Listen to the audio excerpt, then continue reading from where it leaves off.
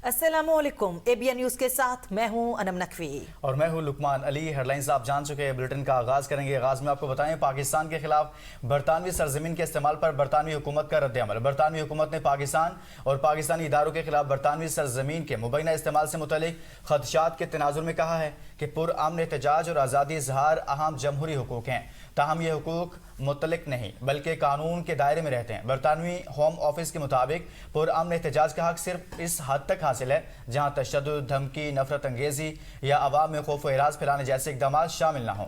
Home office का कहना है कि आज़ादी इजहार नफरत पर उकसाने, तशद्दुद की तरगीब देने या मुजरिमाना तर्ज अमल तक नहीं फैलती।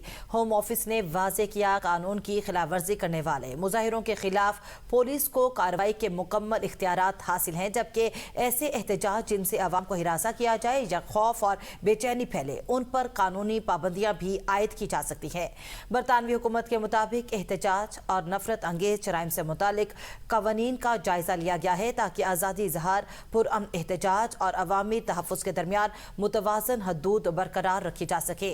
इसी मकसद के लिए लॉर्ड मैकडोनाल्ड की सरबराही में एक रिव्यू कराया गया, जिसमें यह भी जांचा गया कि आया मौजूदा कवानीन नफरत अंगेजी, धमकी आमेज रवैयों और अवाम के तहफ़्फ़ुज़ के लिए मौसर हैं या नहीं। होम ऑफिस के मुताबिक लॉर्ड मैकडोनाल्ड की रिपोर्ट हुकूमत को मौसूल हो चुकी है और उसका तफसीली जायजा जारी है। भारतीय रियासत मणिपुर में हालात फिर कशीदा। भारतीय जरीदा द न्यू इंडियन एक्सप्रेस के मुताबिक मणिपुर के जिला सेनापति में सर्च ऑपरेशन के बाद हजूम का आसाम राइफल्स कैंप पर हमला, मुतअद्दिद गाड़ियों को नजरे आतिश कर दिया गया। मुजाहिरीन ने आसाम राइफल्स की इमारत पर पथराव किया, अहाते में तोड़फोड़ की और 3 गाड़ियों को आग लगाई। हुकाम के मुताबिक हजूम को मुंतशिर करने के लिए सिक्योरिटी फोर्सेस की जानिब से आंसू गैस के शेल भी फायर किए गए। भारतीय जरीदा द इकोनॉमिक टाइम्स के मुताबिक गुज़िश्ता 10 दिनों में आसाम राइफल्स पर यह तीसरा हमला है। इंसानी हकूक़ की आलमी तंजीम एमनेस्टी इंटरनेशनल के मुताबिक बीजेपी हुकूमत मणिपुर में इंसानी हकूक़ के तहफ़्फ़ुज़ और तशद्दुद को रोकने में मुकम्मल तौर पर नाकाम हो चुकी है। इंसदादी दहशतगर्दी अदालत इस्लामाबाद में वज़ीर आला खैबर पख्तूनख्वा सुहेल अफरीदी, जुनैद अकबर और अब्दुल गनी आफरीदी के खिलाफ इश्तिहारी की कार्रवाई शुरू। पुलिस की जानिब से अदालत में जमा कराई गई रिपोर्ट में इंकशाफ। मारगला पुलिस स्टेशन में 26 नवंबर वाक़यात में दर्ज FIR केस में पुलिस रिपोर्ट जमा। मुलजिमान सुहेल खान आफरीदी, जुनैद अकबर और अब्दुल गनी के चलान जमा न कराने पर दायर नोटिस का जवाब जमा करा दिया गया। रिपोर्ट के मुताबिक अदालत के 23 जून 2026 के हुक्म पर मुलजिमान के नकाबले ज़मानत वारंट गिरफ्तारी जारी किए गए थे। कोशिशों के बावजूद मुलजिमान के नकाबले ज़मानत वारंट गिरफ्तारी पर अमल दरामद न हो सका। इश्तिहारी कार्रवाई मुकम्मल होने के बाद अब बाज़ाब्ता फौजदारी की दफ़ा 173 के तहत चालान की तैयारी आखिरी मराहिल में है।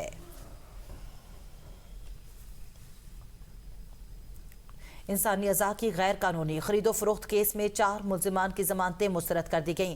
इस्लामाबाद के डिस्ट्रिक्ट एंड सेशन कोर्ट ने इंसानी अज़ा की गैर कानूनी खरीदो फरोख्त के मुकदमे में नामजद मुलजिमान मोहम्मद वकास, ली ज्ञानकी, वांग बाओ और रेपिंग फी गो की बादस गिरफ्तारी जमानत की दरखास्तें मुस्तरद कर दी हैं। एडिशनल सेशन जज अफजल मजूका ने दरखास्तों पर महफूज फैसला सुनाते हुए तहरीरी हुक्मनामा जारी कर दिया। हुक्मनामे के मुताबिक FIA की जानिब से इस्लामाबाद में छापे के दौरान इंसानी अज़ा और बड़ी मिकदार में प्लेसेंटा बरामद किया गया। अदालत ने करार दिया कि प्लेसेंटा क्रीम एंटी एजिंग मसनूआत और प्लास्टिक सर्जरी में इस्तेमाल होने वाले इंजेक्शन में इस्तेमाल होता है।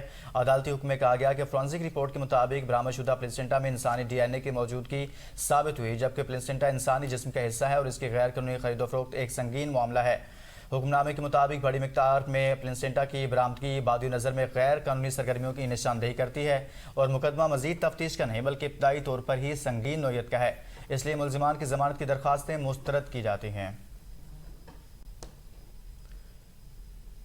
कराची समेत मुल्क भर के बिजली सार्फिन के लिए बुरी खबर। हुकूमत की जानिब से बिजली बिलों में इजाफे का इम्कान है।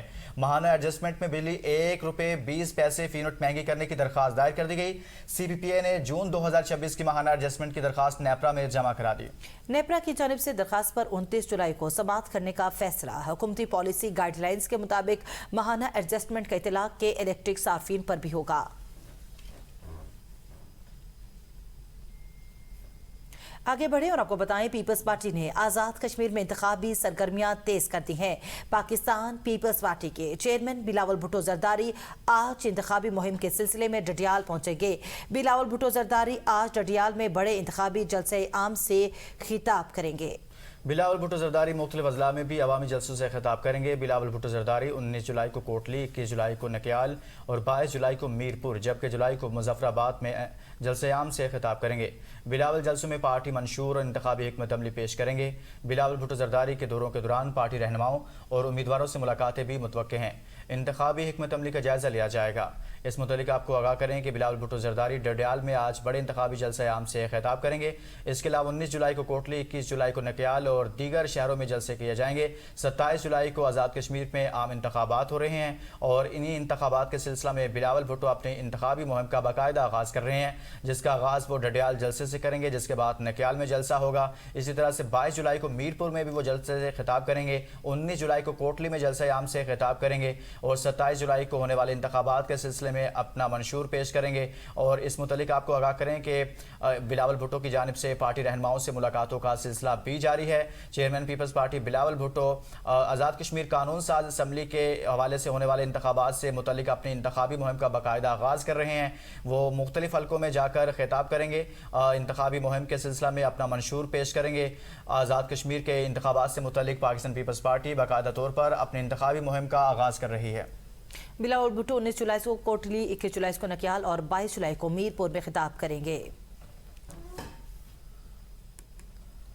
آزاد کشمیر انتخابات امن پارٹی نے مسلم لیگ نون کی حمایت کا اعلان کر دیا۔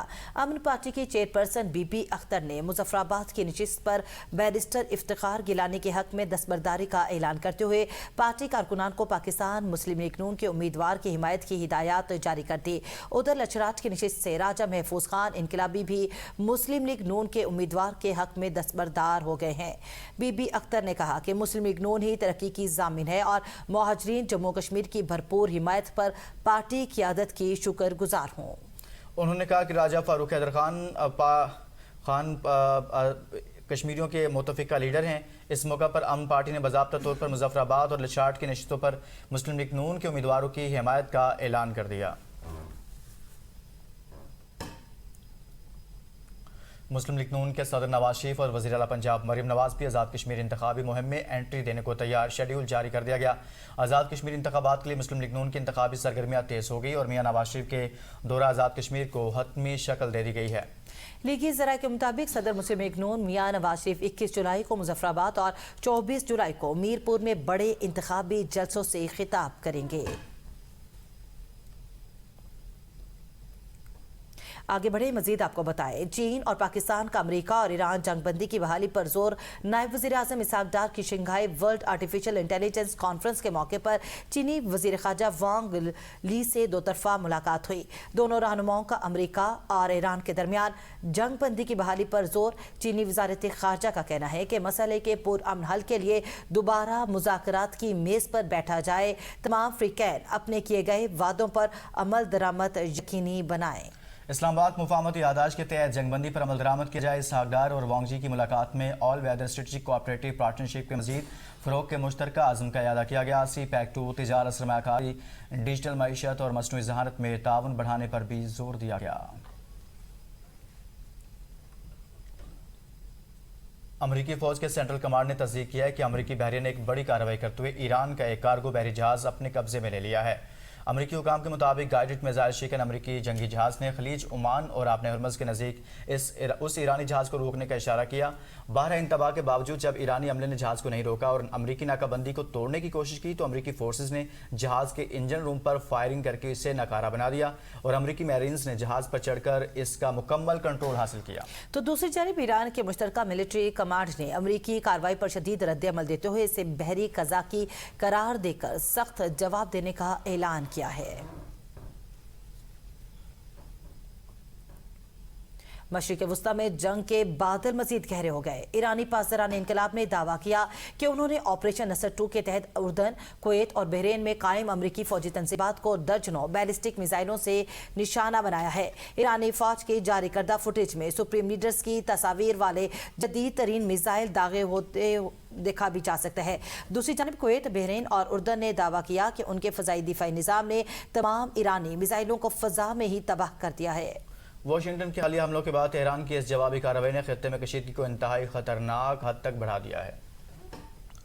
اس خبر سے متعلق آپ کو آگاہ کریں کہ فوٹیج میں ایرانی سپریم لیڈر کی تصویر والا جدید ترین میزائل داغتے ہوئے دکھایا گیا ہے۔ اردن، کویت اور بحرین میں امریکی فوجی تنصیبات کو ایرانی پاسداران انقلاب کی جانب سے نشانہ بنایا گیا ہے۔